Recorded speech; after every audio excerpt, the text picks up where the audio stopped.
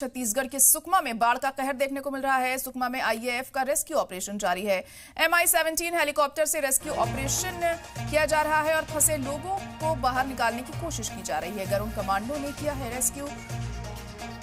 तो बारिश में फंसे लोगों को बाहर निकालने की जो कवायद है वो छत्तीसगढ़ में जारी है। हालात यहां पर लगातार खराब बने हुए हैं। रेस्क्यू ऑपरेशन चलाया जा रहा है।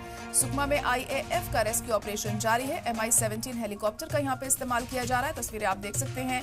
जो लोग बाढ़ में फंसे हुए हैं उन्हें किस तरह से बाहिफाजत बाहर निकालने की जो कवायद है वो जारी है और अभी भी काफी तादाद में ऐसे लोग हैं जो वहां पर फंसे हुए हैं, जिन्हें जल्द से जल्द बाहर निकालने की कोशिश हो रही है।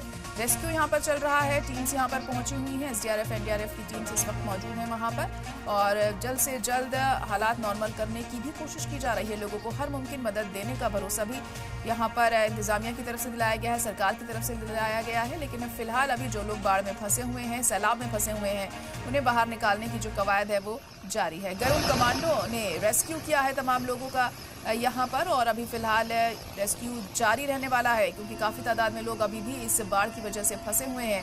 तो छत्तीसगढ़ के सुकमा में बाढ़ का कहर देखने को मिल रहा है। तस्वीरें देखकर आप अंदाजा लगा सकते हैं किन हालात का सामना इस वक्त लोग वहां पर कर रहे हैं। बाढ़ में फंसे हुए हैं, लोगों के घर तबाह हो चुके हैं और तमाम जो चीजें थी वो बाढ़ में बह चुकी हैं।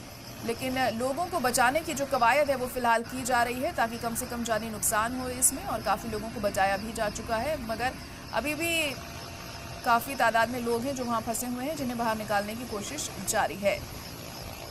तस्वीरें आप इस वक्त देख सकते हैं। MI-17 का इस्तेमाल किया जा रहा है। MI-17 हेलीकॉप्टर का इस्तेमाल यहाँ पर किया जा रहा है लोगों को बाहर निकालने के लिए।